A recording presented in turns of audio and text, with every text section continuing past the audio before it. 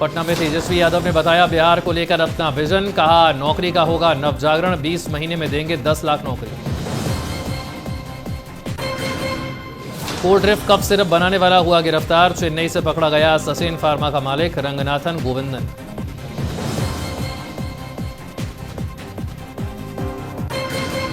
लखनऊ में BSP supremo Mayawati का शक्ति प्रदर्शन, योगी सरकार की तारीफ की, सपा परिवार समाजवादी पार्टी का पीडीए का नारा खोखला।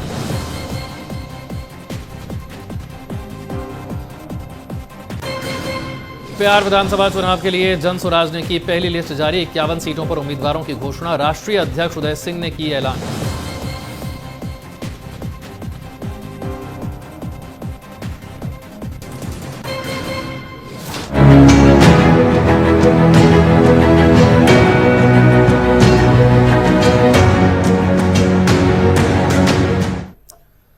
नमस्कार, मैं हूं आपके साथ विशाल कालरा। कट टू कट में बात होगी। लखनऊ में कांशीराम की पुण्यतिथि पर बीएसपी सुप्रीमो मायावती ने 9 साल के बाद लखनऊ में शक्ति प्रदर्शन किया। पुराने तेवर में वो नजर आई। समाजवादी पार्टी पर सबसे ज्यादा निशाना उन्होंने साधा। अपने संबोधन के दौरान अखिलेश यादव और समाजवादी पार्टी पर सीधे हमलावर वो थी। कहा कि सपा को जब सत्ता में रहने का मौका मिलता है तब इन्हें ना तो पीडीए याद आता है, न बहुजन समाज के हितों की चिंता होती है, लेकिन जैसे ही कुर्सी हाथ से जाती है ये खुद को सामाजिक न्याय का सबसे बड़ा ठेकेदार बताने लगते हैं। जनता अब इनके ऐसे दोगले और स्वार्थी रवैये को अच्छी तरह से समझ गई है। दूसरी तरफ योगी सरकार की तारीफ करते हुए कहा कि वर्तमान सरकार की वो आभारी हैं। सपा सरकार की तरह काशीराम पार्क और अंबेडकर पार्क में आने वाले लोगों से मिले टिकटों का पैसा वो दबाकर नहीं बैठे। उनका कहना था कि मेरे आग्रह पर पार्क की मरम्मत का पूरा खर्च उठाया गया, जबकि सपा सरकार ने पार्क के रखरखाव की बजाय दूसरे मुद्दों पर पैसा खर्च कर दिया था। चंद्रशेखर पर भी निशाना साधा और कहा कि हमें कमजोर करने के लिए षड्यंत्र रचा जा रहा है, स्वार्थी और बिकाऊ किस्म के लोगों का इस्तेमाल हो रहा है। अब तो अंदर ही अंदर अपने वोट ट्रांसफर करवाकर 1-2 उम्मीदवारों को जिता भी रहे हैं, जिससे दलित वोट बांटे जा रहे हैं। इसी पर करेंगे चर्चा। पहले रिपोर्ट।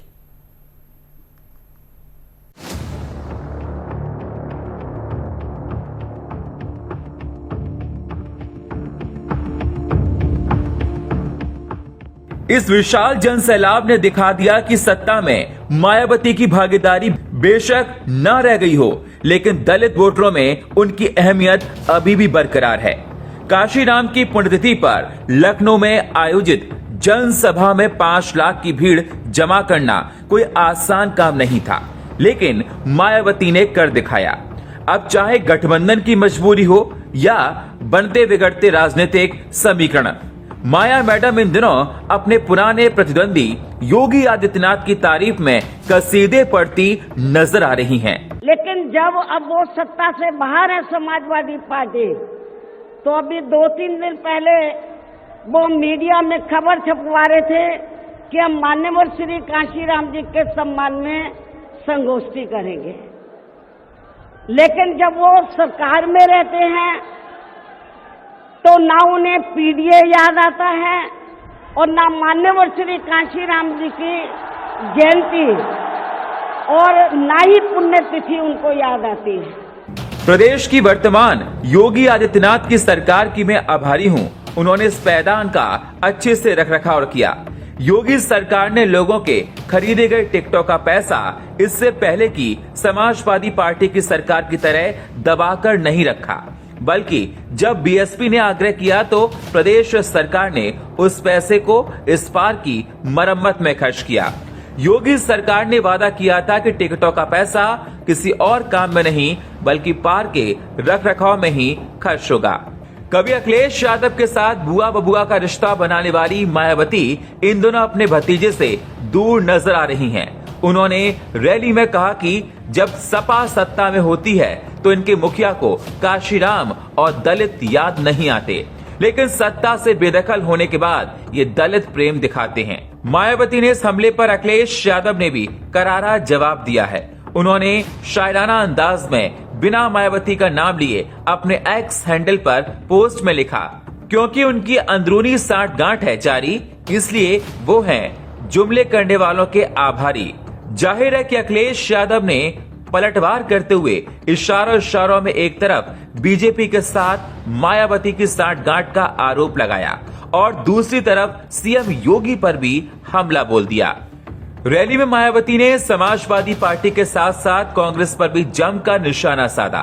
उन्होंने सपा पर दलित, महापुरुषों और पिछड़े वर्गों के सम्मान में दोहरे पैमाने अपनाने का आरोप लगाया।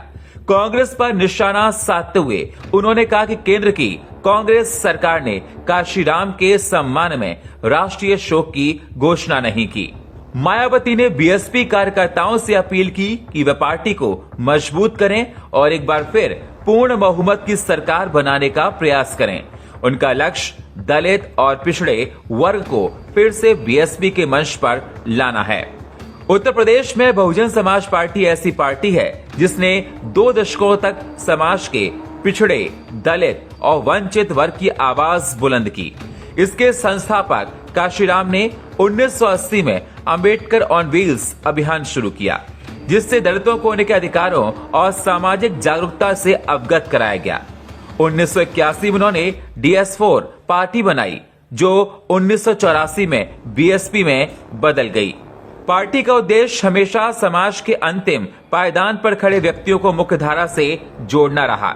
लेकिन 2014 के बाद बीएसपी ने दलित मतदाताओं का बड़ा हिस्सा बीजेपी को खो दिया।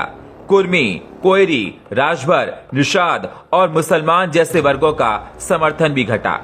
इसके पीछे पहला कारण पिछले कुछ वर्षों में दलितों के बीच एक नया सामाजिक वर्ग उतरा है, जो उन्नति को और अग्रसर और आकांक्षी है। ये समूह मोदी की राजनीतिक शैली से ज्यादा जुड़ाव रखता है, जो अपनी पिछड़ी जाति की पहचान पर गर्व करते हुए भी आर्थिक बदलाव की बात करते हैं। दूसरा, भ्रष्टाचार के घोटाले, सत्ता के केंद्रीकरण और बसपा के वैचारिक संदेश के कमजोर पड़ने के कारण से एक कुशल प्रशासक और परिवर्तनकारी नेता ही उनकी छवि धूमिल हुई है। इसके कारण से 2017 के विधानसभा चुनाव में बीएसपी का वोट प्रतिशत घटकर 13% रह गया और लोकसभा चुनाव में पार्टी केवल 10 सीटें जीत पाई। सपा प्रमुख अखिलेश यादव ने बीएसपी को विपक्षी गठबंधन में शामिल होने से रोका, जबकि पीडीपी वोट बैंक का फायदा उठाकर सपा की स्थिति मजबूत हुई। मायावती के हमले का जवाब अखिलेश यादव ने शायराना अंदाज में दिया, क्योंकि उनकी अंदरूनी साठगांठ जारी है, इसलिए वो है जुल्म करने वालों के आभारी। विश्लेषकों का मानना है कि बीएसपी हमेशा से उत्तर प्रदेश की राजनीति में पहली रही है। संकट के समय पार्टी ने मजबूती से वापसी की है, लेकिन 2022 के खराब प्रदर्शन के बाद बीएसपी की बहुजन राजनीति चुनौतीपूर्ण बन गई। बीएसपी की सफलता हमेशा समाज के वंचित, पिछड़े और दलित वर्ग की एकता पर निर्भर रही। 2027 में मायावती की सबसे बड़ी चुनौती ये होगी, क्या वे अपना वोट बैंक सुरक्षित रख सकती हैं और एसपी कांग्रेस गठबंधन के बढ़ते जनाधार को रोक सकती हैं। उत्तर प्रदेश की राजनीति में बीएसपी की वापसी और उसका भविष्य 2027 के चुनाव परिणाम पर भी निर्भर करेगा। Bureau report, FM news.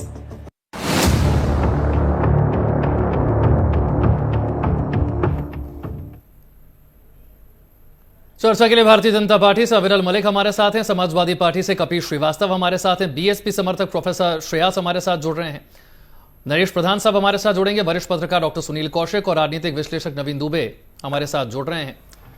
पहला सवाल कपिल जी आपसे है, क्योंकि सबसे ज्यादा हमलावर भी आप ही रही हैं वो, और उन्होंने कहा है कि जब सत्ता में होते हैं तब तो पीडीए की बात करते नहीं है, सत्ता से हटते ही सामाजिक न्याय की बात करने लगते हैं। स्मारकों का जिक्र किया, वहां आने वाले लोगों के टिकटों से जो पैसा बनता है कम से कम बीजेपी की सरकार उस पैसे से रखरखाव कर रही है, आपने तो ध्यान ही नहीं दिया। नहीं, देखिए, उन्होंने 2-3 बातें कही है। एक तो ये कि उनका समाजवादी पार्टी का जो नारा है पीडीए, वो फर्जी है। आवाज मिल रही है क्या जी? तो बहन मायावती जी ने यह कहा है कि जो समाजवादी पार्टी का पीडीए का नारा है और जिस पर समाजवादी पार्टी काम कर रही है, वो फर्जी है। और दूसरा, उन्होंने कहा कि समाजवादी पार्टी दोगला चरित्र रखती है। उन्होंने बड़ा शुद्ध शब्दावली का प्रयोग किया है, तो चूंकि बहन जी ने किया तो हम भी करने के लिए अवमुक्त है। तो बहन जी को बता दें कि समाजवादी पार्टी ने कभी दोगली राजनीति नहीं की है। दोगली राजनीति और चौगली राजनीति आपने की। हम तो 2019 में आपके साथ आए थे और दिल खोल करके आए थे। आपको याद होगा कि उस समय आपकी 0 सीटें थी और फिर उसके बाद आप 10 पे पहुंच गए और हम 5 पे थे, 5 ही पे रह गए। बावजूद इसके भारतीय जनता पार्टी के स्नेह प्रेम या दबाववश आपने एक तरफा गठबंधन तोड़ा और कारण क्या बताया कि समाजवादी पार्टी के वोट बसपा को ट्रांसफर नहीं हुए, जबकि सपा 5 की 5 रह गई और हमारे वोटों से वो 0 से 10 पे पहुंच गई। खैर, उसके बाद देखिए जब चुनाव हुआ विधानसभा का तो उसमें बसपा का एक विधायक, वो भी अपने दम पर जीत के आया, उमाशंकर। इसके अलावा बसपा कहीं नहीं मिली, क्योंकि बहुजन समाजवादी पार्टी के जो वोटर्स और सपोर्टर्स थे उन्होंने ये जान लिया कि ये भारतीय जनता पार्टी के साथ साठगांठ में है। अब वो साठगांठ चाहे भ्रष्टाचार निवारण कानून की वजह से हो, सीबीआई और ईडी की वजह से हो, और चूंकि भारतीय जनता पार्टी हमेशा बहन जी को दौलत की बेटी कहती आई है, तो कुछ उधर से स्पॉन्सर्ड हो रहा हो। ये उन लोगों के बीच की बात है, समाजवादी पार्टी को इससे कोई लेना देना नहीं है। लेकिन बावजूद इसके हम आपको कह रहे हैं कि भारतीय जनता पार्टी और बहुजन समाजवादी पार्टी का जो प्रेम है वो आपने देखा होगा कि पहले हमारे से एक तरफा तोड़ देना, 0 से 10 पे जाना, बावजूद इसके हम पर चिल्लाना, उसके बाद आप जो है वो चाहे वो राष्ट्रपति का चुनाव हो, चाहे उपराष्ट्रपति का चुनाव हो, चाहे राज्यसभा का चुनाव हो, चाहे एमएलसी का चुनाव हो, बहन जी द्वारा खुल के कहना कि बसपा जो है वो भाजपा को सपोर्ट करेगी और सपा को हराएगी। तो ये तो सीधी बात है, बहन जी ने कोई छिपाया नहीं, कोई लॉग लपेट नहीं कि वो बहुजन समाजवादी पार्टी भारतीय जनता पार्टी के साथ गठबंधन में है। बस यही है कि घोषित नहीं, अघोषित गठबंधन में है। अब वो अघोषित गठबंधन किसी दबाव की पॉलिटिक्स से है या 400 करोड़ की जो इनके भतीजे पर आरोप है उस पर है, या जिस स्मारक पे आज बता रही थी कि पैच वर्क किया गया है भारतीय जनता पार्टी के द्वारा, वहां के टिकट का जो पैसा है उस पर सदुपयोग किया गया है, या तो उसकी वजह से है। लेकिन उन्होंने ये नहीं बताया कि आज आपको आपके डोम पे पड़ने वाले जो स्क्रैचेस हैं वो तो दिखाई दे रहे हैं। आप अघोषित गठबंधन का जिक्र कर रहे हैं, ठीक है सर, शॉर्ट में रखते हैं, फिर मैं आपके पास फिर लौटूंगा। अविरल मलिक साहब, ये एक अघोषित गठबंधन है ना, तभी तो मंच से आपकी तारीफ है, योगी जी की तारीफ है, समाजवादी पार्टी और कांग्रेस पर निशाना साधा जा रहा है।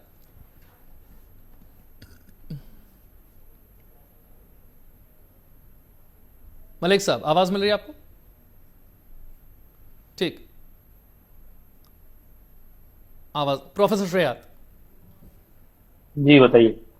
जो बात कपिल जी ने कही कि एक अघोषित गठबंधन चल रहा है और तभी किसी की तारीफ है और बाकियों पर निशाना साधा जा रहा है, वो कह रहे हैं कि नुकसान किसका हुआ था? डबल सीट पर तो मायावती आ गई थी। डबल सीट में 10 गुना हो गया था, 0 से बढ़ के 10 हो गई थी जी, उनसे डबल हो गए थे आप। अब हमें हमारी उनकी तुलना ही नहीं है। वो ठहरे क्षेत्रीय पार्टी, हम ठहरे राष्ट्रीय पार्टी। अच्छा, इसीलिए ये बेइज्जती है।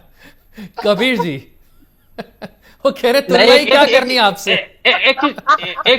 एक चीज मैं समाजवादी पार्टी को और कहना चाहूंगा। अब उन्होंने ऐसा वन लाइनर मार दिया, मैं कुछ कह ही नहीं पा रहा हूं। इनको तो प्रणाम कर रहा हूं, इनको प्रणाम कर रहा हूं। प्रणाम प्रणाम प्रणाम। बिल्कुल प्रणाम करिए, क्योंकि मैं बच्चों को पढ़ाता हूँ। नहीं, बिल्कुल मैं प्रणाम करूंगा। और मैं बच्चों को जो पढ़ाते हैं मैं उनको पढ़ाता हूँ, जो बच्चों को पढ़ाते हैं हम उनको पढ़ाते हैं। हाँ, वो लग रहा है। तभी तो हमारी पार्टी का नाम भी नहीं पता है। बार बार बहुजन समाजवादी पार्टी तभी आपको हमारी तो पार्टी का हमने समाज पार्टी कह रहे हैं। अब आपका काम बज रहा हो तो हम क्या कर सकते हैं? नहीं, आपने बोला था गुरु जी का काम। अच्छा ठीक है सर, मुद्दे पर रहते हैं, मुद्दे पर रहते हैं, छोड़िए सर, छोड़िए। नहीं, आप रिकॉर्डिंग सुन लीजिएगा। आप अच्छा ठीक है, बहुजन समाजवादी पार्टी। प्रोफेसर साहब, हो गई होगी गलती उनसे, कोई बात नहीं, आगे बढ़ते हैं। समाज पार्टी जी, आपको सोशलिस्ट नहीं है, आप सामाजिक समाजवादी नहीं है, आप समता मूलक समाज की स्थापना नहीं चाहते। आप सेकुलर पार्टी से और सोशल पार्टी से जो है आवाज नहीं आ रही ठीक से प्रोफेसर साहब, यही बात कह रहे हैं ना। ठीक, इतना आपसे जानना चाहते हैं कि अखिलेश जी ने मान्यवर कांशीराम साहब के नाम पर बने कासगंज जिले का नाम बदल दिया था कि नहीं, बताइए आप। हाँ, अब हम उत्तर दे दें? हाँ बस हमारा अब मैं, उत्तर ले लीजिए। हाँ हाँ मैं तैयार हूं, समाजवादी पार्टी का एकदम सीधा फंडा है कि हाँ। हम किसी भी जिले का नाम परिवर्तित नहीं करना चाहते हैं। जिस अच्छा। नाम से है उस नाम से होना चाहिए। हाँ, हम अलग से अगर जिला बनेगा तो हम उसका नाम बदल सकते हैं। और ये भी मैं कह रहा हूं, मान्यवर कांशीराम पे आपका कोई टैग नहीं लगा है। मान्यवर कांशीराम माननीय मुलायम सिंह यादव के अभिन्न मित्रों में से एक थे और एकदम से पहली बार सांसद माननीय नेताजी के पूरे सहयोग से बने थे। और उस समय जो आप लोगों ने नारे लगाए थे वो हम नारे लगाना नहीं चाहते। और तीसरी बात समझ लीजिए कि बहन मायावती जी ने अंतिम दौर में उनका अपहरण कर लिया था और उनको ठीक है सर, थोड़ी सी ऑडियो में दिक्कत है, मैं ठीक करवाता हूँ। प्रोफेसर साहब, हाँ बताइए। जिनके साथ गठबंधन में थे आज वो बुरे लगने लग गए हैं, उन्हीं को कह रहे हैं आप कि जो नहीं, हमको कभी बुरे नहीं लगे। अच्छा। समाजवादी पार्टी तो हम तो कहते हैं कि पिछड़े हमारे बिछड़े हुए भाई हैं। हम तो कहते आ रहे, शुरू से कहते आ रहे हैं कि भाई हैं। वो पिछड़े कहां? नवीन जी 9 सालों के बाद ये शक्ति प्रदर्शन लग देंगे कि इतने समय से आप गाएंगे कि इतने समय आप कहां पर हैं? जो बात कपीश जी ने कही कि घोड़े इतनी शीर्ष पर थी, वो अचानक से इतने वर्षों में कैसे गायब हो गई? और आज जब वो 9 साल के बाद लखनऊ में शक्ति प्रदर्शन करती हैं तो फिर इसके मायने भी निकाले जाते हैं कि किसी के कहने पर हो रहा है क्या, किसी के वोट काटने के लिए हो रहा है, नैरेटिव बदलने के लिए हो रहा है, वजह क्या है? प्रदर्शन रहा बहुत अद्वितीय था, बड़ी भीड़ थी पूरे लखनऊ के अंदर, बात नंबर 1। दूसरी बात आती है कि एक लंबे कालखंड के बाद अचानक से मायावती का कुछ ना कुछ हिस्सा होना चाहिए। आप एक चीज देखिए कि जो बसपा किसी जमाने में 29 और 30% का वोट बैंक रखा करती थी, मात्र एक विधायक आपके उत्तर प्रदेश से जीते हैं, तो ये वो पार्टी है जो 2007 से 2012 में उत्तर प्रदेश जैसे बड़े राज्य की सत्ता का संचालन रहा है उनके पास में। तो कहीं ना कहीं इनको आत्मचिंतन करने की जरूरत। और दूसरी चीज, बसपा का जो ग्राफ गिरा है उसके पीछे उनका भारतीय जनता, अखिलेश यादव की पार्टी सत्ता में नहीं है, सत्ता में भारतीय जनता पार्टी है। और उस भारतीय जनता पार्टी जिसके साथ आप गठबंधन में किसी जमाने में सरकार में रही हैं, और एक जमाने में 2019 का चुनाव आपने भाजपा और एनडीए के खिलाफ सपा के साथ गठबंधन करके लड़ा है, अब आप उनके प्रति इतने सॉफ्ट हो गए हैं कि आप कुछ बोलने में ही हिम्मत नहीं जुटा पा रहे हैं। तो निश्चित तौर पर वोटर कयास लगाता है। अब आप एक चीज और देखिए कि जो बसपा के 5 लाख लोग आए, असर कितना बचा है यूपी की जनता पर, यह मैं पूछ रहा हूं। नहीं, मुझे नहीं लगता है कि इस तरीके की रैलियां करके वो कोई इम्पैक्ट डाल पाएंगी, या समाजवादी पार्टी की रैलियां करके वो कोई इम्पैक्ट डाल पाएंगी, या समाजवादी पार्टी के पीडीए को कहीं कमजोर कर पाएंगी, मुझे नहीं लगता। लेकिन इसके पीछे एक और चीज दिखाई दे रही है। जिस तरीके के नैरेटिव आज की राजनीति में सेट हो रहे हैं, और मुझे लगता है कि अगर भाजपा को ऐसा लगता है कि कहीं उसका दलित वोट खिसक के सपा की तरफ पीडीए में न चला जाए, तभी कहीं ऐसा तो नहीं है कि बसपा और मायावती को रिएक्टिव कह रहे हैं। निश्चित तौर पर दिखाई दे रहा। उनके वक्तव्य पूरी रैली में हमने सुना, उन्होंने एक बार भी सरकार की किसी गलत पॉलिसी के ऊपर बोला हो, कहीं बेरोजगारी पे बात नहीं की है, कहीं दलित उत्थान के ऊपर उन्होंने सरकार को नहीं घेरा। अविरल मलिक साहब, तो किस तरह अखिलेश के पीडीए एक तरीके से उनकी तारीफ का, तो माननीय मुख्यमंत्री उत्तर प्रदेश योगी आदित्यनाथ जी महाराज के नेतृत्व में उत्तर प्रदेश में निरंतर विकास जारी है, विकास हो रहा है। उसी की बहन जी तारीफ निश्चित रूप से कर रही है, बहन कुमारी मायावती जी।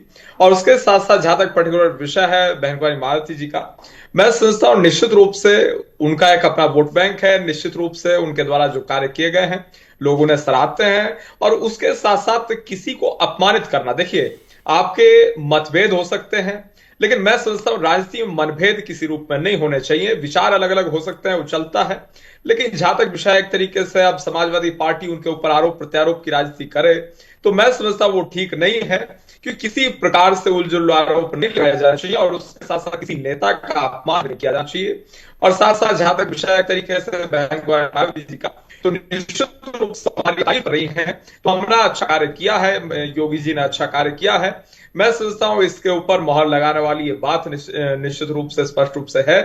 और उसके साथ साथ जहां तक विषय एक तरीके से बहुजन समाज पार्टी का, बहुजन समाज पार्टी एक उनका अपना संगठन है, अपने तरीके से वो कार्य करते हैं, इस विषय में मैं कोई टिप्पणी नहीं करना चाहूंगा। लेकिन हाँ, ये जरूर है कि भारतीय जनता पार्टी के अभूतपूर्व कार्य हैं, इस चीज को आज विपक्ष भी सराहा रहा है। आपका अघोषित गठबंधन नहीं है क्या, जो कपिल जी कह रहे हैं कि अघोषित गठबंधन है? नहीं, देखिए, जहां तक विषय एक तरीके से बहन कुमारी मायावती जी का, उनकी अपनी पार्टी है, अपने तरीके से वो निश्चित रूप से चलाती हैं और निश्चित ही बहुजन समाज पार्टी अपने तरीके से चलती है, इसमें मैं समझता हूं कोई इफेंट बट नहीं है। और उसके साथ साथ जहां तक विषय कपीश जी का, समाजवादी पार्टी के आरोपों का, मैं समझता हूं इसमें अगर दम होता तो निश्चित रूप से जनता इन चीजों को समझ रही होती, लेकिन जनता ही नकारने का जो काम कर रही है, मैं समझता हूं सबको दिख रहा है। अगर केंद्र सरकार की बात ना की जाए, पर्टिकुलरली खाली उत्तर प्रदेश सरकार की बात कर ली जाए और अन्य राज्यों को छोड़ के खाली उत्तर प्रदेश की बात की जाए फोकस करके, तो स्पष्ट दिख रहा है कि 2017 और 2022 योगी जी के नाम पर स्पष्ट रूप से जनता ने जनादेश दिया, तभी योगी जी मुख्यमंत्री बने, वोट मिली तभी मुख्यमंत्री बने। और वोट जबरन तो ली नहीं जा सकती है, वोट तब मिलती है जब विकास किया होता है, जब काम किया होता है, जनता की सेवा की होती है, तभी जनता आशीर्वाद देती है, वरना तो देती नहीं है। विकास हुआ, वोट मिल गया। कबीर जी, देखिए, सबसे पहली चीज तो विशाल भाई हम ये कह दें कि जो परिस्थिति जन साक्ष्य होते हैं वो चश्मदीद से भी बड़े माने जाते हैं। कारण यह है कि उसको तोड़ा मरोड़ा नहीं जा सकता। और बसपा और भारतीय जनता पार्टी के बीच जो रिश्ता है वो परिस्थिति जन साक्ष्य के एविडेंसेस पे खड़ा है। और बसपा बेचारी है, अगर बेचारी ना होती तो 0 से जो 10 गुना हुई थी उस पे उसे समाजवादी पार्टी के साथ आगे जाना चाहिए था, हमें तो पता भी नहीं था। और साथ यही बहुत बड़ा कारण था जो बहुजन समाजवादी पार्टी के विरुद्ध उसका वोटर गया आगे चल करके, क्योंकि उन्होंने जान लिया कि ये भारतीय जनता पार्टी की बी टीम है, ये भारतीय जनता पार्टी के पूरे सहयोग में है। उन्होंने खुला ऐलान किया कि हम समाजवादी पार्टी को हराने के लिए, हम इंडिया गठबंधन को हराने के लिए राष्ट्रपति में, उपराष्ट्रपति में, राज्यसभा में, एमएलसी में, सब में भारतीय जनता पार्टी को सपोर्ट करेंगे। इसके मतलब सभी लोग जान रहे हैं आप भाजपा के साथ जा सकती हैं खुल करके भी। अभी तो आप अंदरूनी हैं, जैसा उपयोग भारतीय जनता पार्टी इनको करना चाहेगी उससे करेगी। आज बहन जी जो 1 सीट विधानसभा में और सर्वोत्तम सीट जो संसदीय में इन्होंने इस समय हासिल की है, 0 नील बटा सन्नाटा, वो सिर्फ भारतीय जनता पार्टी के आशीर्वाद से है। क्योंकि भारतीय जनता पार्टी ने पूरे उत्तर प्रदेश समेत देश में यह बता दिया है कि भ्रष्टाचार की बेटी जिसको ये कहते थे भारतीय जनता पार्टी वाले, थकते नहीं थे, दौलत की बेटी कहते थे। इनके भतीजे पे उन्होंने 400 करोड़ का बकायदा सीबीआई इंक्वायरी लगाया हुआ है, जब चाहते हैं टाइट कर देते हैं। बहन जी पे जो है स्मारक घोटाला लगा हुआ है, जब चाहते हैं टाइट कर देते हैं। लेकिन हां, आजम खान साहब पर बकरी चोरी, भैंस चोरी, शराब के लुटेरे, फर्नीचर की चोरी और क्या क्या चोरी, बकरी भैंस, गाय भैंस, जितने भी चोरी और डकैती है ये सब लगती है साहब। क्योंकि देखिए यही चीज है 60 गांठ, जिसको कहते हैं कि एक बार 23 महीना, एक बार 22 महीना जेल में रखा जाता है और कोई प्रूफ नहीं, कोई 400 करोड़ का वो नहीं। शिक्षालय बना, आज भी खड़ा है, लोगों के लिए समर्पित है, कोई अपने घर के अंदर नहीं है। लेकिन देखिए वहीं बहन जी पे कृपा है और होनी भी चाहिए। बहन जी उनका साथ दे रही हैं, अपना प्रोजेक्ट वो खो रही हैं, अपने वोट उन्होंने लुटाए हैं वो जनता के सामने, और आज भी लुटा दिया, आज भी लुटा दिया। ये जो भीड़ आप देख रहे हैं, ये जो भीड़ लाई गई, कैसे आई, कैसे आने दी गई भारतीय जनता पार्टी की सरकार के द्वारा। आपको क्यों लगता है कि भीड़ लाई गई? वो तो कह रही है बाकी दल तो लाते हैं पैसे दे करके, हमारे यहाँ तो पैसे देकर हम भीड़ नहीं लेकर आए। आपको डाउट है इस भीड़ पे, शक है? अरे साहब, हमें तो नुक्कड़ सभा की अलाउ नहीं मिलती है। हमें तो नुक्कड़ सभा के लिए इजाजत लेनी पड़ती है और इजाजत नहीं मिलती है। हम अगर बरेली जाना चाहते हैं तो हमें बरेली नहीं जाने दिया आप जाता। ये कह रहे हैं हम समाजवादी कानपुर जाना, पार्टी इतनी बड़ी बड़ी रैलियां नहीं करती है? मैं दूसरी चीज कह रहा हूं आपको, उसको समझिए। ये लोकतंत्र का विध्वंसकारी पार्टी है जो सत्ता में है। गोरखपुर में जहां से योगी आदित्यनाथ आते हैं, मैं भी उन्हीं के 2 किलोमीटर दूर यहां रहता हूं और मैं पेशे से अधिवक्ता हूं। ऐलान करके कह रहा हूं कि भारतीय जनता पार्टी के योगी आदित्यनाथ जी जो विरासत गलियारा बनवा रहे थे उर्दू बाजार में, उसमें ये मुआवजा नहीं दे रहे थे। और जब समाजवादी पार्टी के पास वहां के लोग आए तो हमारे नेता प्रतिपक्ष, चाहे विधान परिषद के हों, विधानसभा के हों, दोनों लोग गए थे और पार्टी के हमारे कुछ लोग थे, लेकिन उनको जाने नहीं दिया गया। पहले आप सोचिए, तोड़ फोड़ की गई, कार तोड़वाया, बाकायदा बुलडोजर लेकर के प्रदर्शन चल रहा था भाजपा का। तो क्या यहां पर जो मायावती जी की रैली इकट्ठा हुई है उसमें आप समझ रहे हैं ऐसा ही हो गई? अरे उस पर पूरा आशीर्वाद है योगी आदित्यनाथ जी का। और बहन जी तो स्क्रिप्ट लिखी गई थी भाजपा में, पढ़ा उन्होंने अपने मुंह से। और ये भी आप जान लीजिए, 0 की 0 सीट इस बार होगी विधानसभा में, जो इन्होंने भारतीय जनता पार्टी को अपना आशीर्वाद चाहे डर के दिया है। हो सकता है वोट ही काटने के लिए आई हो, आपके वोट काट दें। नहीं हो पाएगा, संभव नहीं है, संभव नहीं है। आप मुझे एक बात बताइए, समता मूलक समाज की आप स्थापना करना चाहती हैं, प्रोफेसर साहब भी बैठे हुए हैं, देखिए उनका मंच जो सजा था, अकेले एक लंबे बड़े सोफे पे बहन जी राजा की तरह एक जगह बैठी थी, बाकी 6 जो लोग थे उनके नुमाइंदे वो किनारे बैठा दिए गए थे एक जगह एक साथ। ये समता मूलक समाज की स्थापना है। आप हमारे यहाँ देखिए, रोज हम प्रेस कॉन्फ्रेंस करते हैं, रोज प्रेस कॉन्फ्रेंस हम लोग करते हैं, आपके सारे पत्रकार आते हैं। मुझे बताइए कि माननीय राष्ट्रीय अध्यक्ष जी के साथ अगर कोई सीट का भेदभाव हो तो बताइए। ठीक। और एक चीज, एक बात कह दें फिर वो आखिरी, एक बात कह दें वो आखिरी। बहन जी ने जो दलितों पर अत्याचार भारतीय जनता पार्टी ने किया, 2022 तक का एनसीआरबी का आंकड़ा है जो सबसे ज्यादा उत्तर प्रदेश के अंदर, यानी कि गुजरात से भी ज्यादा हुआ, उस पर ये खामोश, एक चुप हजार चुप, बयान खामोश। दूसरी चीज, आप देखिए मध्य प्रदेश के अंदर भारतीय जनता पार्टी के शुक्ला जी के द्वारा जो है वो पेशाब किया गया दलित के सर पर, बहन जी का एक कमेंट नहीं आया। इसी तरह से बाराबंकी में पेशाब का इंजेक्शन लगाया गया दलित के ऊपर और भारतीय जनता पार्टी का नेता लगाया, कोई प्रदर्शन नहीं बहन जी के द्वारा। आप देखिए हाथरस के अंदर इतना बड़ा कांड हो गया एक दलित बेटी के साथ, हम सारे लोग लाठी खाने के लिए गए, यहां तक कि जो चौधरी जी आज भाजपा के सत्ता में हैं वो भी डंडे से लतियाए गए थे। और ये भी बात जानिए कि लोकतंत्र की हत्या कैसे की गई थी कि मीडिया को भी वहां नहीं आने दिया गया था और लड़की की लाश 12 बजे फूंक दी गई थी। बहन जी क्या कर रही थी, तकिया लगा के या अफीम पी करके सो गई थी? ठीक, मुझे आप बताइए। प्रोफेसर साहब, बहन जी अफीम पी के सो गई, बहुत बढ़िया। ये आप एक महिला का सम्मान कर रहे हैं।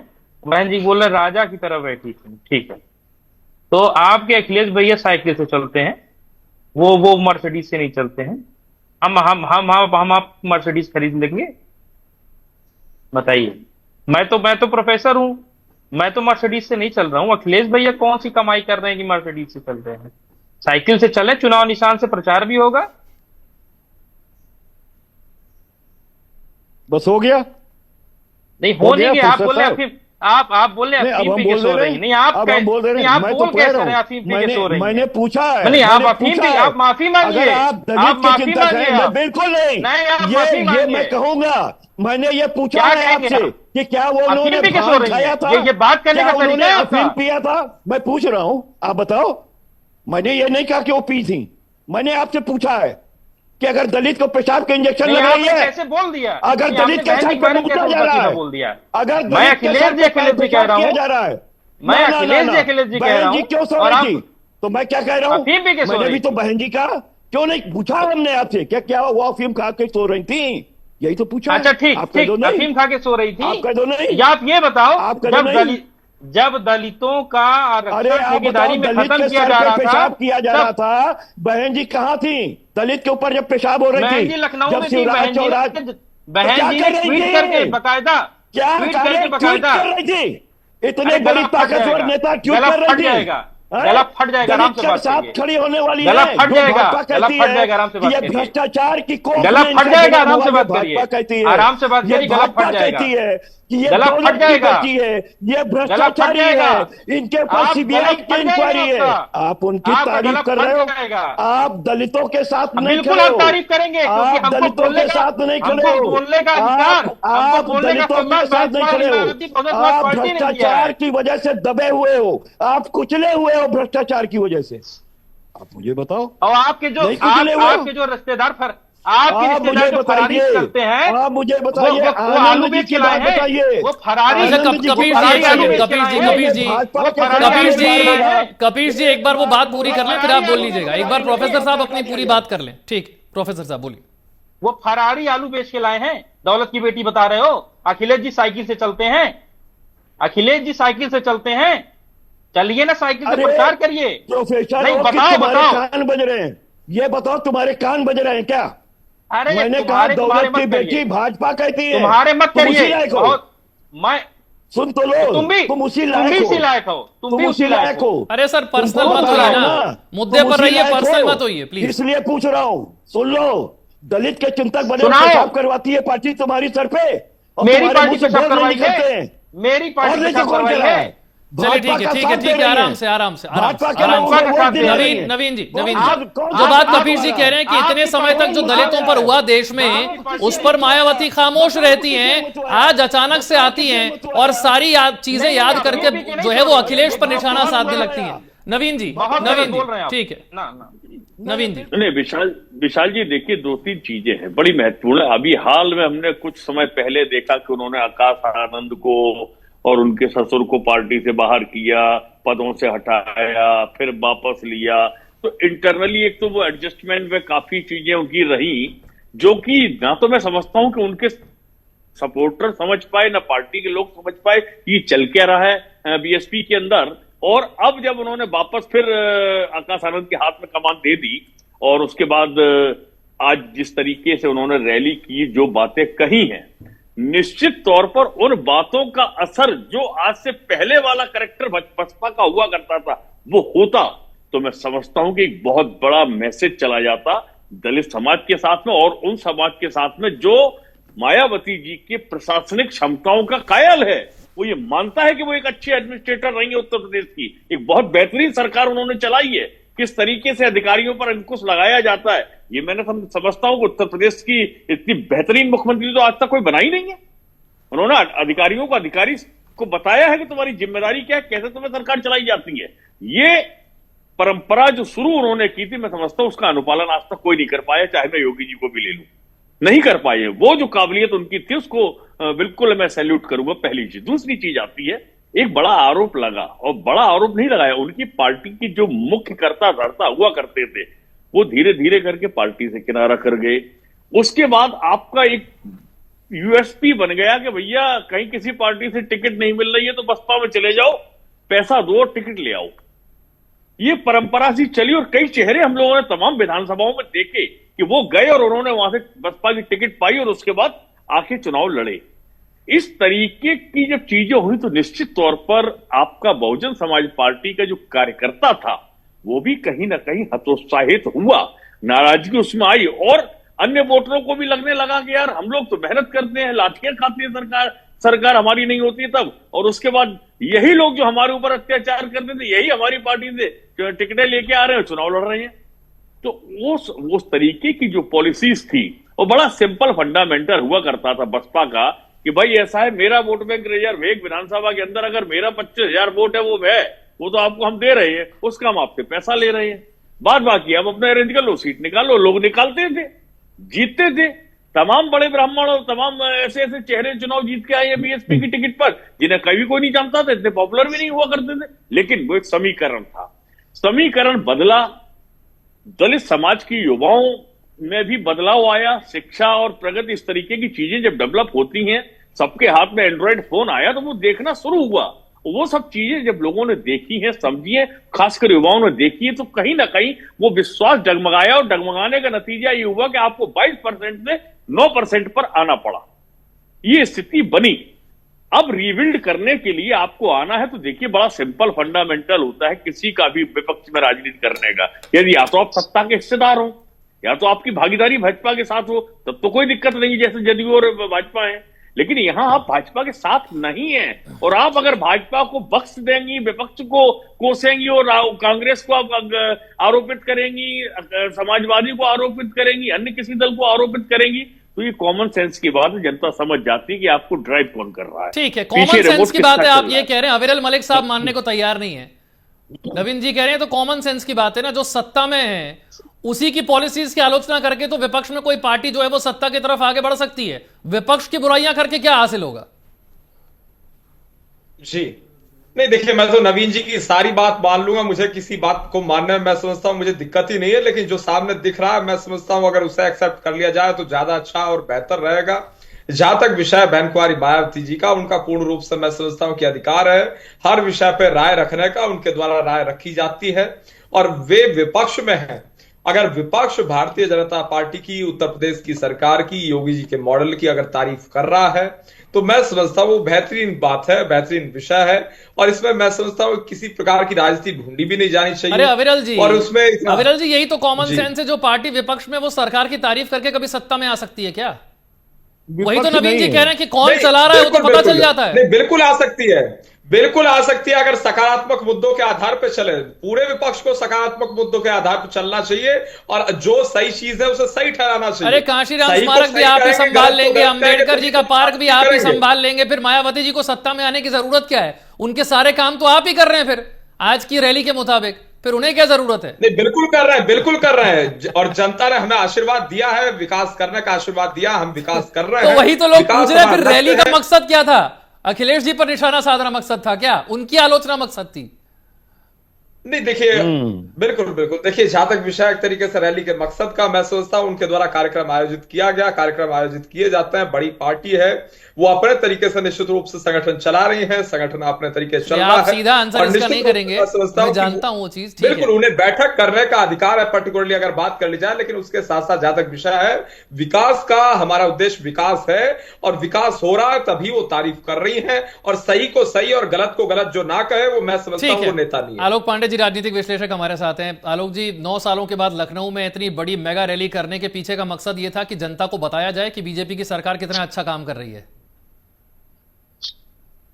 अब मायावती जी की जो राजनीति है वो अनप्रिडिक्टेबल है, तो हमेशा प्रिडिक्ट आप उन्हें नहीं कर सकते। लेकिन फिर भी 9 साल बाद जिस तरह से उन्होंने दमखम दिखाया और जो 5 से 10 लाख, कुछ लोग कहते हैं 5 लाख, कुछ लोग कहते हैं 10 लाख, जो भी है, जो समर्थक है वो 10 लाख कह रहे हैं, जो विरोधी है वो कह रहे हैं 5 लाख। मैं जितना भी मानूं एक जनसमूह उन्होंने इकट्ठा कर दिया, कम से कम ये जो रैली है ये बसपा अपने लिए कर रही है। वो ये बताना चाह रही है कि जो मैं बार बार कहता हूँ कि बहन जी ये तो बताएं कि वो राजनीति करना चाहती। बहन जी ने आज रैली करके ये बताया है कि वो राजनीति करना चाहती। यहाँ वो बीजेपी का विकल्प या सपा का विकल्प नहीं, वो ये चाह रही है कि उन्हें बूस्टर डोज मिल जाए, वो आईसीयू से, वेंटिलेटर से बाहर निकल के जनरल राजनीति के जनरल वार्ड में शामिल हो जाए। कम से कम अपना जो वोट बैंक है, जो गैर जाटो है या जो जाटो है, जो अभी समाजवादी पार्टी में गया है लेकिन वो बीजेपी से नाराजगी की वजह से गया है, बसपा के सक्रियता न होने की वजह से गया है, अभी समाजवादी पार्टी में वो वोट बैंक स्थिर नहीं हुआ क्योंकि वहां समाजवादी पार्टी सत्ता में नहीं, उसे राजनीतिक लाभ नहीं मिल रहा। बीजेपी के पास जो दलित वोट गया है वो कुछ स्टेबल हो गया है, उसे राजनीतिक भागीदारी मिली है, योजनाओं का लाभ मिल रहा है। तो बसपा का पहला टारगेट है समाजवादी पार्टी में गया दलित वोट बैंक को अपनी तरफ वापस लाना। ये इस रैली का उद्देश्य है। समाजवादी पार्टी में जो दलित वोट गया है वो चाहती किसी कीमत पर वो उनके पास वापस आ जाए। मुझे आज 2 दिन भर का चिंतन लगा या जो कई दिनों से मैं वॉच कर रहा हूँ, वो एक हमने निष्कर्ष आपको बताया कि वो चाहती है कि उनका वोट बैंक कम से कम 15 से 17-18% तक पहुंचे। इसमें दलित वोट बैंक को वापस लाना, यही उनकी इस राजनीति का उद्देश्य है, इस रैली का उद्देश्य है। तो 2 उद्देश्य मेरे हिसाब से, पहला ये बताना कि वो राजनीति अभी बंद नहीं कर रही है, अपने कैडर को बताना चाह रही है, और दूसरा अखिलेश यादव पर हमला करके दलितों को जो उनके पास 2024 के चुनाव में वोट बैंक गया है उसे अपने पास। पर इतना इम्पैक्ट है क्या, इतना इम्पैक्ट बचा है क्या? जो खोई हुई जमीन है वो इतनी आसानी से हासिल हो जाएगी क्या? बहन जी के लिए कम से कम मैं मानता हूं कि वो कुछ भी कर सकते हैं। इस बात का मैं समर्थक हूँ, कायल हूँ। ये बात कम से कम अभी अगर बहन जी एक रैली करके फिर सो जाती पॉलिटिकली तो मैं मानूंगा कुछ नहीं, लेकिन अगर ये शुरुआत है, अगर वो इसके बाद वो सक्रिय रहती है, वो इनएक्टिव नहीं होती है, वो क्षणिक डिसीजन नहीं लेती परिवार के अंदर, वो एक स्टेबल तरीके से अपनी सत्ता उत्तराधिकारी को सौंपना चाहती है, तो मैं मानता हूं कि अभी हाथी उठ के खड़ा हो सकता है। हाथी उठ के खड़ा हो सकता है कबीर जी, अभी हाथी उठकर खड़ा हो सकता है। देखिए ऐसा है कि एक राजा था, उसने कह दिया था कि कोई भी आदमी ये नहीं कह सकता है कि हाथी मर गया है, और हकीकत यही था कि हाथी मर चुका था। लेकिन अब राजा को सूचना भी देना था और झूठ भी नहीं बोलना था, तो उनके कुछ लोग गए वहां, कहे उन्होंने कि राजा साहब हाथी हिल नहीं रहा है, हिल नहीं रहा है, नहीं सांस भी साहब नहीं ले रहा है, डकार भी नहीं ले रहा है। तो कहे इसके मतलब हाथी मर गया क्या? तो राजा साहब ने कहा स्वयं कि मर गया। तो दिक्कत इस बात की यही है। खैर हम तो ये चाहते हैं कि कोई भी मुक्त नहीं होना चाहिए, ना कांग्रेस मुक्त, ना सपा मुक्त, ना भाजपा मुक्त, ना बसपा मुक्त, क्योंकि लोकतंत्र की मजबूती में इन सारे दलों का बहुत बड़ा योगदान होता है। क्योंकि अगर दल ना हो तो शायद जनता के लिए काम करने की उतनी सहनशीलता और शक्ति भी हासिल नहीं होती। इस बात को हम स्वीकार करते हैं। लोकतंत्र की मजबूती में पार्टियों का होना बहुत जरूरी है और विभिन्न विचारधाराओं का होना बहुत जरूरी है। सभी इस देश को अपनी नीतियों से आगे बढ़ाना चाहते हैं, कोई पीछे नहीं करना चाहता। लेकिन मैं एक बात जरूर कहूंगा कि एक बड़ा लोकप्रिय गाना हुआ था कि रोते रोते हंसना सीखो, हंसते हंसते रोना, और जितनी चाबी भरी राम ने उतना चले खिलौना। तो जो आपने आज देखा है वो राम जी ने जो चाबी भरी है, राम जी बैठे हुए हैं अविरल मलिक भाई, राम जी ने चाबी भरी, उतना खिलौना चला, उतना बोला, उतना हका। मैं एक बात पूछना चाहता हूं, दलितों का अपमान कर रहे हैं। बहन माया, आप बहन जी अब देखिए मैं पूछ रहा हूं तो, लेकिन अब देखिए आलोक भाई, मैं आपके बीच में नहीं, आलोक भाई आप बीच प्लीज आलोक भाई, मैंने आपकी बात पहुंचा दी। वो कह रहे हैं दलितों का अपमान है। मायावती जी के लिए ऐसी भाषा बोलना है कि दलितों का अपमान है। नहीं, दलितों का अपमान जो है, जो सुमन जी के साथ जो किया गया करणी सेना के द्वारा और बहन जी के द्वारा मौन सहमति दी गई, और आपने जो गेस्ट हाउस किया था वो क्या था? अब मैं वो तो बहन जी से पूछिए ना कि तो नहीं, अगर हमने गेस्ट हाउस किया था तो बहन जी ने आपने बहन आलोक भाई जवाब दे रहे आलोक जी जवाब दे रहे हैं।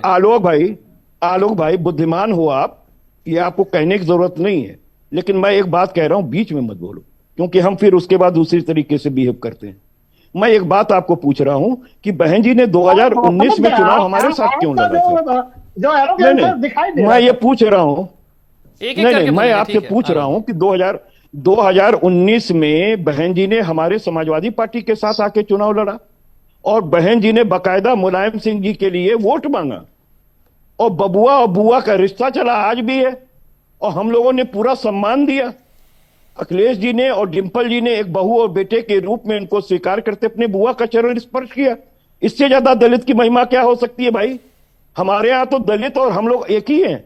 हमारा घर खाली किया जब, तो योगी जी ने बाकायदा गंगा जल से धोला। बात इस चीज की है कि मध्य प्रदेश में शुक्ला जी पेशाब कर देते हैं सर पे और शिवराज जी चौहान पांव पगारते हैं। बात इस चीज की है। मैं एक चीज कह रहा हूं कि देखिए, जितनी चाबी भरी राम ने उतना बड़े चले खिलौना। मैं एक बात पूछ रहा हूं, दौलत की बेटी, भ्रष्टाचार के कोंख से जन्म लेने वाली पार्टी, ये सब तो भाजपा कहती रही है, जिसकी वो तारीफ कर रहे हैं। आप मुझे बताइए, जितनी हद पे बेरोजगारी है, जिस हद पे भारतीय जनता पार्टी ने इस प्रदेश को लाके खड़ा कर दिया है, एनसीआरबी के आंकड़े पिछले 2 सालों से जारी नहीं किए जा रहे हैं। उत्तर प्रदेश महिलाओं के विरुद्ध होने वाले अपराध के मामले में नंबर 1 पे है, और बहन जी ने एक बार भी भारतीय जनता पार्टी का अवलोकन नहीं किया। अरे कम से कम आलोचना में समालोचना भी होती है, ये भी तक उनकी हिम्मत नहीं की। अब हम एक बात केवल हमें बता दीजिए कि आनंद जी को पार्टी में राष्ट्रीय कोऑर्डिनेटर बनाना और उसके बाद जब वो भाजपा के खिलाफ बोले तो तुरंत उनको राष्ट्रीय कोऑर्डिनेटर से हटा देना, और फिर उसके बाद समझा बुझा के कि अब मत बोलना बादशाह के खिलाफ, जैसा हम करेंगे वैसा करोगे ना। तो उन्होंने कहा बुआ जी बिल्कुल जो आप कहेंगे वही करेंगे। तो फिर उसके बाद राष्ट्रीय कार्यक्रम, आप मुझे बताइए, इतनी महान नेता हैं, इतना पुराना अनुभव है, उन्होंने जब उनको बनाया तब उनका निर्णय ठीक था, या जब उनको हटाया तब उनका निर्णय ठीक था, या अब पुनः बनाया तब उनका निर्णय ठीक है? इसी पे उनकी पूरी राजनीति है। प्रोफेसर साहब से बाकायदा पूछ भारतीय जनता पार्टी बसपा को खत्म कर दी है। प्रोफेसर, वो कह रहे हैं बिना हाँ, बीजेपी के किसी काम की आलोचना नहीं करती, जहां जहां दलितों का अपमान इतने समय में हुआ कहीं सवाल वो नहीं पूछती, उत्तर प्रदेश में हो रहे क्राइम के आंकड़ों को लेकर वो सवाल नहीं पूछती, रोजगार पर कोई बात नहीं करती। ऐसा लगता है सिर्फ अखिलेश की आलोचना करने के लिए ही रैली थी। ये बताइए, जब 2019 में समाजवादी पार्टी से गठबंधन हुआ तो तब किसने चाबी भरी थी? तो चाबी भरने की बात कर रहे हैं ना, ये चाबी भरने की बात कर रहे हैं ना, अभी चाबी भरने की बात कर रहे थे ना ये। तो मैं कह रहा जब 2019 में समाजवादी पार्टी नहीं, तो आप ही बोलिए, फिर मैं ट्वीट कर लेता हूं फिर। नहीं ठीक है, आप अपनी बात पूरी जवाब ही देना है। अच्छा, आप अपनी बात पूरी पूछ क्यों रहे हो फिर आप? तो आप फिर लो, आपका जवाब नहीं दूंगा क्या मैं? आप बोल रहे हो कि अफीम खा के बैठी आप बोलिए, तो हमसे पूछ क्यों रहे हैं? नहीं ठीक है, ठीक है, पूछ नहीं रहा हूं, आपसे नहीं पूछ रहा हूं, मैं जवाब दे रहा हूं आपकी बात। आप पूछ रहे हो। नहीं ठीक है, प्रोफेसर साहब बोल रहे हैं। कबीर जी एक बार वो बात पूरी जब ये बोल नहीं तो इतना तो इनको डेकोरम होना चाहिए ना, कि जब मैं बोल रहा हूं तो ये भी तो सुने। बोले जा रहे हो, हमने आपसे नहीं पूछा, नहीं रहा हूं, बता रहा हूं, पूछ रहे हो। अच्छा ठीक है, प्रोफेसर साहब बोल लीजिए, आप बोलिए। इशू मुझे बोलने दीजिए ना। मैं कह रहा हूं कि जब 2019 में समाजवादी पार्टी से गठबंधन हुआ तब किसने चाबी भरी? मैं ये जानना चाहता हूं। मैं बात पूरी कर लूंगा, फिर आप बोलिएगा। आप बोल रहे हैं कि एनसीआरबी की डेटा नहीं जारी कर रहा है बीजेपी सरकार। बहन जी ने भाषण की शुरुआत इससे की थी कि समाजवादी पार्टी ने जो स्मारक के पैसों को दूसरे मदों में खर्च किया। आज जो समता मूलक चौराहा है, उसके आगे एक चौराहा जो सामाजिक पर्यटन स्थल की तरफ जाता है, एक 1090 उस बिल्डिंग को 1090 को किसने दिया? अखिलेश जी ने। समाजवादी पार्टी ने जो सामाजिक परिवर्तन स्थल के सामने जो पार्किंग का हिस्सा है, उसको एक कैफे चलाने वाले को किसने दिया? अखिलेश जी ने। ठीक, आप बात समझिए। मान्यवर कांशीराम के नाम पे बने इको पार्क को किसने नाम बदलकर कब्जा कर लिया? अखिलेश जी ने। मान्यवर कांशीराम साहब के नाम पर बने यूनिवर्सिटी को नाम बदलकर कब्जा किसने कर लिया? अखिलेश जी ने। तो हम तो काम करके गए हैं, आप तो नाम बदल रहे हैं। आप जवाब दीजिए मेरी बातों का। आप बार बार नहीं, मैं मुझे बोलने दीजिए। हाँ, उसके बाद आपने अब हंसिए चाहे रोइए, अब रोने की बारी आपकी आ रही है, अब रोगे आप। उसके बाद रोगे आप जीरो पे आ जाना। हम एक पे तो आप जीरो पे, हम जीरो पे आ जाएं चाहे माइनस में चले जाएं, लेकिन हमारा आर्थिक और सामाजिक मुक्ति का जो मिशन है, आर्थिक और सामाजिक मुक्ति का जो मिशन है बहुजन समाज पार्टी, उससे कभी पीछे हटने वाली नहीं है। बहुजन समाज पार्टी अंबेडकरवादी पार्टी है, वो कांशीराम जी की याद में स्मारक बनाती है। आपके जैसे नहीं कि वोट लेने के लिए आप सुन लीजिए पहले पूरी बात, तब बोलिए बीच में। आप सुन लीजिए मेरी बात पहले, उसके बाद आप आज अखिलेश जी कौन सा प्रेम दिखा रहे थे कि मैं 500 मीटर बनवाऊंगा, पार्क बनवाऊंगा, 500 मीटर तक पार्क बनवाऊंगा। कहां बनवाएंगे? रिवर फ्रंट पे। क्यों भैया? अखिलेश जी को काहे कांशीराम साहब से प्रेम आ रहा है? क्यों प्रेम कर रहे हैं? जिसके नाम पे बने जिले को बदल दिया। और सुन लीजिए पहले, अब मैं जब आप बोल रहे थे तो मैं सुन रहा था। अब आप जवाब देने की बात करने लगते हैं। मुझे बोल तो लेने दीजिए। बहुत देर से पूछ रहे हैं। बहुत देर से कहां पूछ रहे हैं? मैं आपको बहुत देर से सुन रहा हूं। अभी तो मुझे मौका मिला है, तो मैं बोल रहा हूं। ठीक है, बोल तो लेने दीजिए।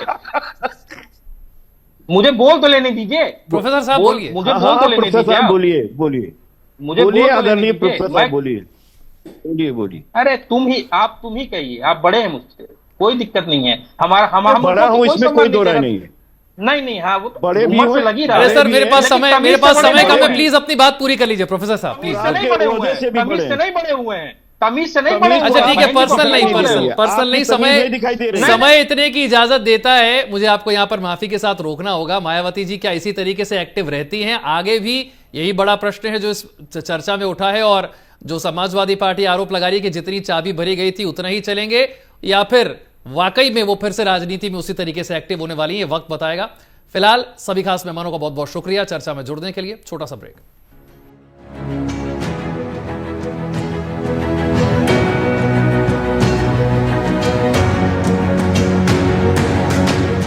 अबे घोचू, जी के स्ट्रॉन्ग करने का अथा इंडिया को मालूम है। पेट सफा हर रोग दफा, एक ही जगह। लोग सेहत बनाने के लिए क्या क्या नहीं करते, जिम जाते हैं, कसरत करते हैं, काजू बादाम प्रोटीन के डिब्बे तक घोल घोल कर पीते हैं, फिर भी उनकी सेहत नहीं बनती, क्योंकि उनका पाचन तंत्र खराब है। और जब तक के पाचन तंत्र दुरुस्त नहीं होगा, वो जितना मर्जी अच्छे से अच्छा खा ले, उनकी सेहत नहीं बन सकती। इसलिए हमारी संस्था सन्यासी आयुर्वेदा ने एक ऐसी दवा का निर्माण किया है जो कि आपके लिवर को, आपके पाचन तंत्र को दुरुस्त करने का काम करती है, ताकि आप जो भी खाएं उसका पूरे का पूरा निचोड़ आपके शरीर को लगे, आपकी भूख बढ़े, खाया पिया सही से लगे, नया खून बने, हड्डियों में जान आए, वजन बढ़े और आप मोटे तगड़े खूबसूरत पर्सनैलिटी के मालिक बन जाए।